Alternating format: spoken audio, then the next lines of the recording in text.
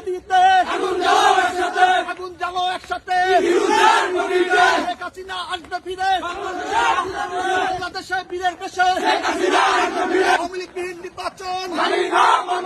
অবৈধ তফসিল মানি না মানব না